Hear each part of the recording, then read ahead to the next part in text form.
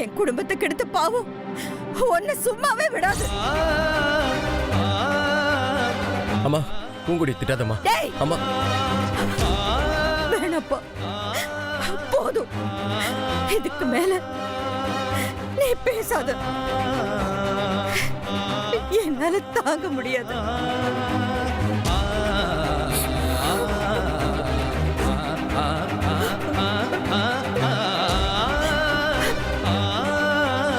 ஏப்பா,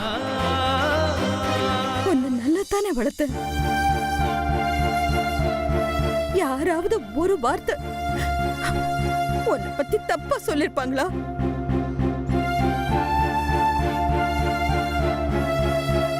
இவளை எப்ப பாத்தியோ அப்போதுல இருந்து நீ தரம் தாழ்ந்து போயிட்ட. அம்மா பூங்குடி தப்பா பேசாதம்மா. அவதாம்மா புதக்குள்ள இருந்து என் உயிரை காப்பாத்தினா. எதுக்கு எதுக்குடா காப்பாத்தினா? எதுக்குன்னா அவளுக்கு சோத்துக்கு வழி இல்லாம போயிடுமேன்னு காப்பாத்திருக்கா. இப்படி தெரு தெருவா உன்னை சீரழிக்கிறதுக்கு பதிலா அவ உன்னை அந்த புதக்குழியில இருந்து காப்பாத்தாமே இருந்திருக்கலாம். ஆண்டி ஆண்டி, ஏன் கோவத்துல இப்படி எல்லாம் பேசுறீங்க? Please control your self. இதை விட எனக்கு என்ன கேவலம் வேணும்? இது பாருமா, நான் கிரெடிட் கார்டு கூட யூஸ் பண்ண மாட்டேன். அதுல கடன் வாங்குறது கூட கௌரவ குறைச்சலா நினைப்பேன். ஆனா என் புள்ள, அவனுக்கு நான் வாங்கி கொடுத்த காரோட ஆர்சி புக்க அடகு வச்சு கடன் வாங்கியிருக்கான்.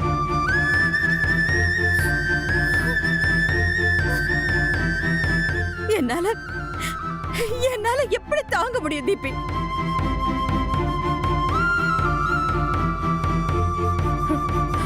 என் பையன் அவன் நல்லவனாதான் இருந்தான்.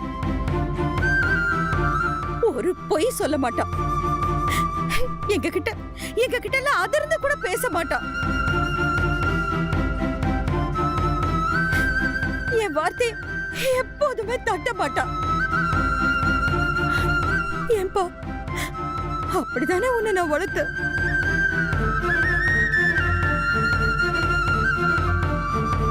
இன்னைக்கு எல்லாமே தலை கீழ போய் கேவலப்பட்டு போய் நிக்கிறானே.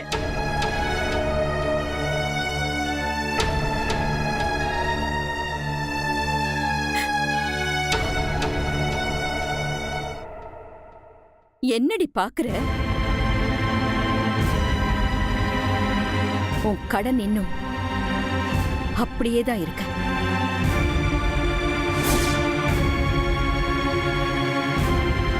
இப்ப நீ கொடுத்திருக்கிறது ஏன் பணம் தான். இனி அதுக்கு வட்டியும் சேர்த்து கொடுத்து அந்த ஆர்சி புக்க மீட்டணும். இப்ப சொல்ற கேட்டுக்க. இனி உனக்கு மன்னிப்பே கிடையாது. நாம பேசினதுல இன்னும் 4 நாள் டைம் இருக்கு. அதுக்குள்ள நல்ல வழியில சம்பாதிச்சு பைசா பாக்கி இல்லாம என் கடனை அடைச்சிட்டு என் கால்ல விழுந்து கதறி அழுது மன்னிப்பு கேட்டு உயிரோட ஊர் போய் சேரு.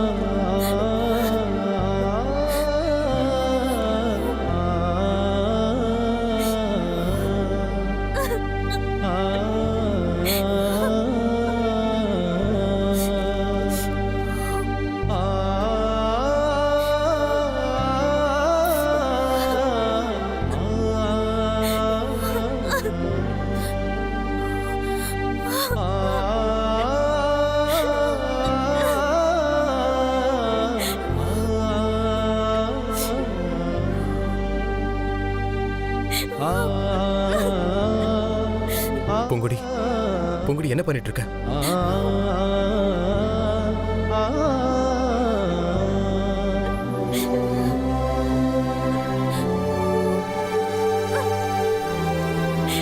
பூங்குடி எங்க கிளம்பிட்ட?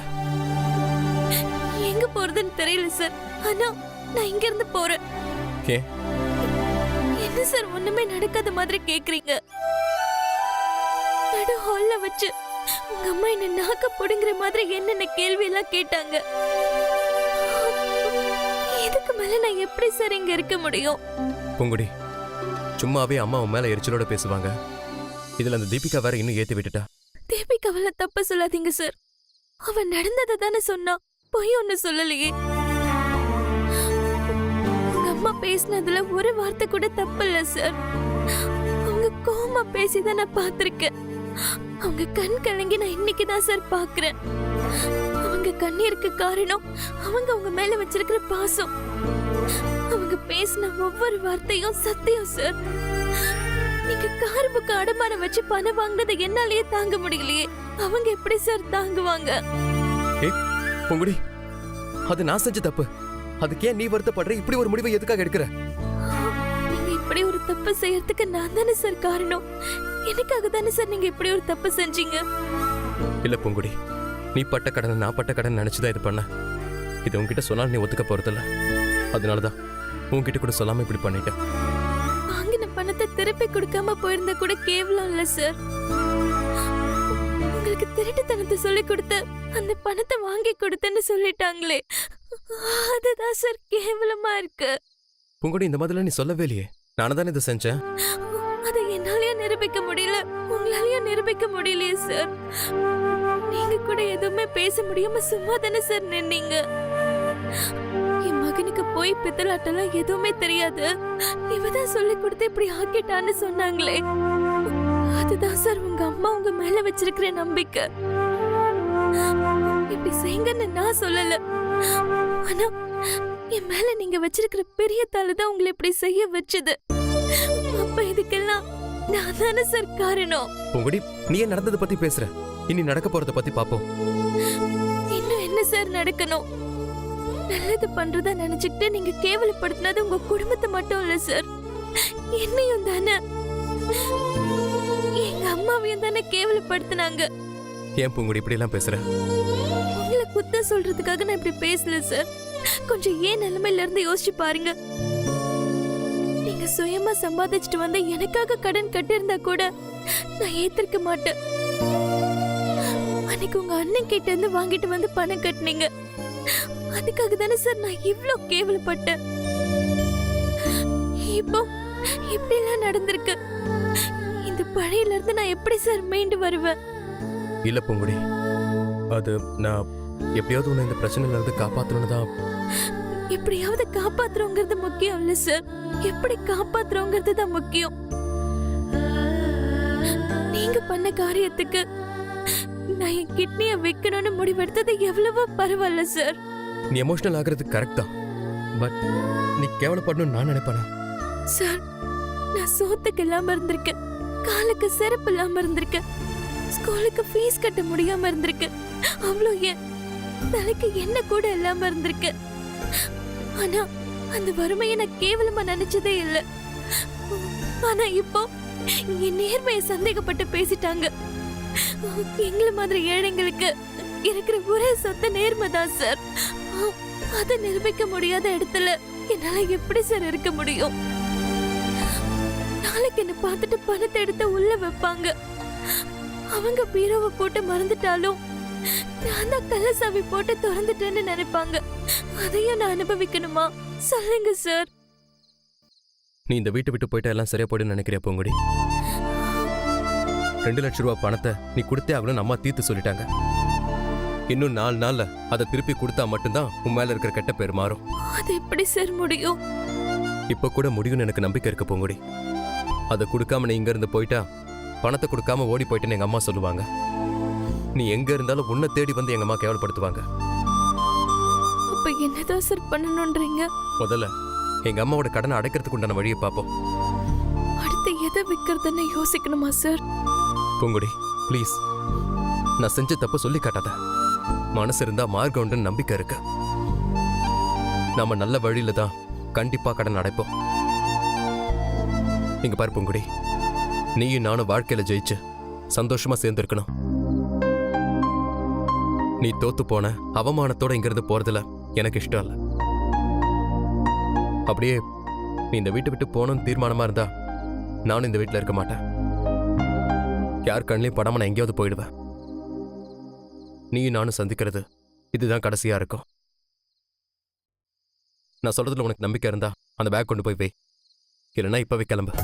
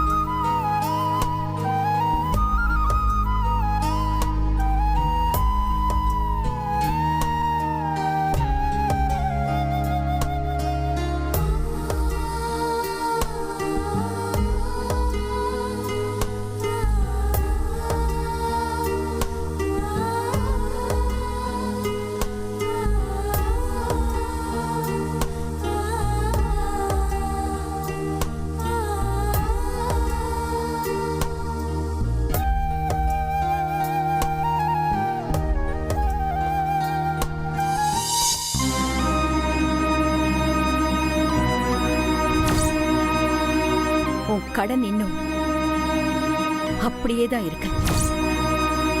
நாம பேசுனதுல இன்னும் 4 நாள் டைம் இருக்கு. அதுக்குள்ள நல்ல வழியில சம்பாதிச்சு பைசா பாக்கி இல்லாம என் கடனை அடைச்சிட்டு உயிரோட ஊர் போய் சேரு.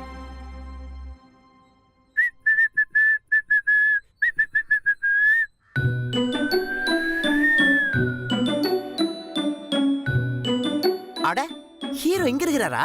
இந்த வரேன். ஏய், I wanna rock like a star, like a fire, like a give me some love, like a high, like a money, like a hi மச்சான். என்ன மச்சான், எல்லா பிரச்சனையும் முடிஞ்சிருச்சு, ஜாலியா இருப்பேன்னு பார்த்தா திரும்பவும் இப்படி உட்காந்து யோசிச்சுக்கிட்டு இருக்க. வீட்டை கட்டிப்பாரு, கல்யாணம் பண்ணிப்பாருன்னு சொல்லுவாங்க. நீ கல்யாணத்தை எப்ப பண்றது, எப்படி பண்றது, எங்க பண்றதுன்னு யோசிச்சுட்டு இருக்கியா? யூ டோன்ட் வரி மச்சான். கல்யாணத்திலேருந்து ஹனிமூன் வரைக்கும் எல்லாத்தையும் நான் பக்காவா ஸ்டார்ட் பண்ணி தரேன். டேய், என்ன மச்சான், என்னாச்சு? நான் சொல்றத கேட்டு முதுகுல செல்லமா தட்டி கொடுப்பேன் பார்த்தா கண்ணத்துல பள்ளமாகற அளவுக்கு தட்டி கொடுக்குற. What is this?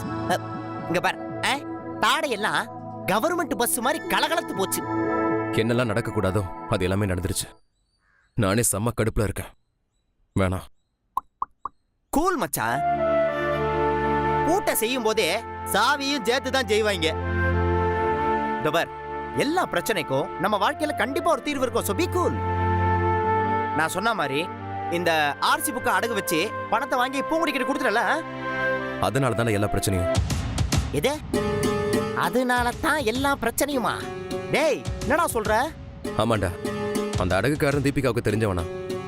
என்ன மாயாவதி ஆண்டியோட பையன் ஆர்சி புக் அடகு வைக்கிறாரு, உங்க மாயாவதி ஆண்டி என்ன அந்த அளவுக்கு திவால் ஆயிட்டாங்களான்னு சொல்லி கேட்டிருக்காரு. அத அவ எங்க அம்மா கிட்ட போட்டு கொடுத்துட்டா. டேய், அப்புறம் என்ன, அம்மா பூங்குடி பிடிச்சி நல்லா திட்டி விட்டுட்டாங்க. என் பையன் ஆர்சி புக் வைக்கிற அளவுக்கு கொண்டு வந்துட்டேன்னு சொல்லி அம்மாவளை வறுத்தெடுக்க ஆரம்பிச்சிட்டாங்க.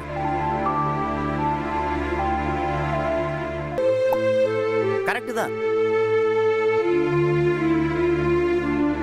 இது என்ன மாதிரி ஆளுங்களுக்கு வர ஐடியா தான். இந்த ப்ராப்ளத்தை சால்வ் பண்ணணும்னு பார்த்தா இவ்ளோ பெரிய பிரச்சனை ஆயிடுச்சே. பூங்குடி தான் ரொம்ப இன்சல்ட்டிங்கா ஃபீல் பண்ணிட்டான். இனிமே நான் இந்த வீட்லயே இருக்க மாட்டேன்னு சொல்லிட்டு கோச்சிக்கிட்டு பேக் எடுத்துட்டு கிளம்பிட்டா. அவளை சமாதானப்படுத்தி தங்க வைக்கிறதுக்குள்ள போதும் போதும்னு ஆயிடுச்சு மச்சான். சரிடா, அவ தான் சமாதானம் ஆயிட்டால, இப்ப திரும்ப என்ன பிரச்சனை? அப்புறம் என்ன பிரச்சனையா? இன்னும் 4 நாள்ல 2 லட்சம் ரூபாய் ரெடி பண்ணி கொடுக்கணும். அப்பதான் பூங்குடியோட பிரச்சனை தீரும். இழுத்து விட்ட ரப்பர் பேண்ட் மாதிரி பிரச்சனை திரும்பவும் தொடங்கின இடத்துக்கு வந்துருச்சோ? ஆமா மச்சான், பூங்குடி நினைச்சா எனக்கு ரொம்ப கஷ்டமா இருக்கு. டேய், அவளோட தாத்தா அவளை சென்னைக்கு அனுப்புறதுக்கே ரொம்ப தயங்கினாரு மச்சான். நான் தான் அவளை நல்லா படிக்க வைக்கிறேன், நல்ல வேலைக்கு சேர்த்து விடுறேன்னு சொல்லி வாக்கு கொடுத்தேன். மனுஷன் அந்த வாக்கை நம்பி தான் சென்னைக்கு அனுப்புனாரு. இப்ப பூங்குடியை நினைச்சா பயமா இருக்கு. எங்க அவ படிப்பு கெட்டு போயிடுமோன்னு நினைச்சு ரொம்ப கவலையா இருக்குடா. டேய், அதுக்கேண்டா கவலைப்படுற? நீ எல்லா விதத்திலயும் அவளுக்கு சப்போர்ட்டா தானே இருந்திருக்க. பூங்குடியோட அம்மா ட்ரீட்மெண்ட்டுக்கு நான் கொடுத்த 2 லட்சம் ரூபாய் எங்க அம்மாக்கு தெரிய வந்துருச்சு. அவ அதை திருப்பி தர வேண்டிய நிலைமை வந்ததுல இருந்து எல்லாமே சிக்கலாயிடுச்சு மச்சான். இப்போ படிப்பை விட அவளுக்கு அந்த கடன் தான் மனசு முழுக்க இருக்கு. அன்னையில இருந்து அவள் சரியா காலேஜுக்கு வரதில்ல. அவளோட கவனம் எல்லாம் அந்த பணத்தை எப்படி சம்பாதிக்கிறது, எப்படி இந்த கடனை அடைக்கிறதுங்கிறதுல தான் குறியா இருக்கா. பால் பாக்கெட் போட்டு வீட்டு வேலை பார்த்து ராத்திரி பகலா கஷ்டப்பட்டு சேர்த்து வச்ச பணம் இப்ப அவ கையை விட்டு போனதும் அவ இன்னும் அப்செட் ஆயிட்டா மச்சான்.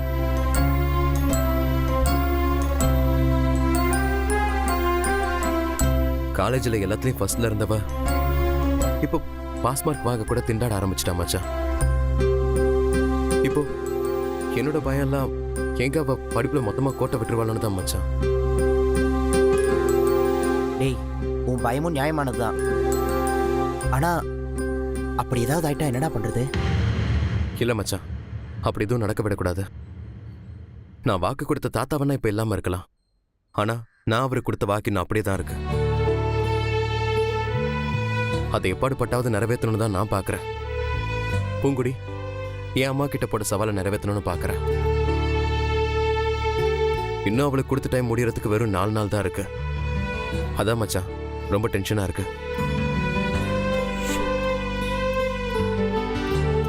பணத்தை திருப்பி தரலன்னு அம்மா அவளை இன்னொரு தடவை கேவலப்படுத்தினா அவ கண்டிப்பா தாங்க மாட்டா மச்சான். நானா எங்கேயாவது பணத்தை அரேஞ்ச் பண்ணி கொடுத்தாலும் வாங்க மாட்டா. இது நீங்க சம்பாதிச்சு கொண்டு வந்த பணமா இல்ல எதையாவது வித்து வாங்கிட்டு வந்த பணமான்னு கேட்பா.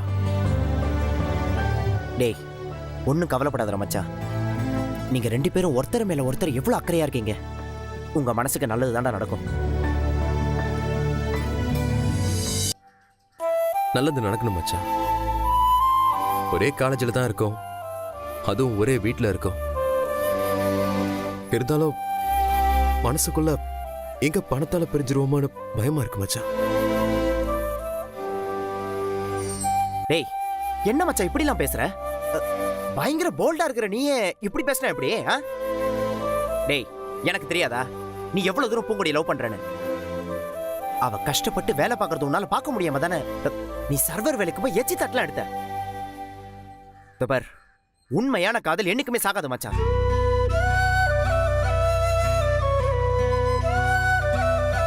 பூங்குடி மேல நான் வச்சிருக்கிற பிரியம் அவளை கல்யாணம் பண்ணி குழந்தை பெத்துக்கிற ஆசை மட்டும் இல்ல மச்சான். ஒவ்வொரு ஆணோட வெற்றிக்கு பின்னாடியும் ஒரு பொண்ணு இருப்பான்னு சொல்ற மாதிரி பூங்குடியோட வெற்றிக்கு பின்னாடி நான் இருக்கணும். அவ படிச்சு கலெக்டரா வேலைக்கு போகணும். சைரன் வச்ச கவர்மெண்ட் கார்ல போய் அவ ஊர்ல இறங்கணும். இந்த ஊர்ல காட்டுலயும் மேட்லயும் தெரிஞ்சுக்கிட்டு கபடி விளையாடிட்டு இருந்த பூங்குடி இன்னைக்கு கலெக்டர் ஆயிட்டான்னு சொல்லி எல்லாரும் பாராட்டணும்.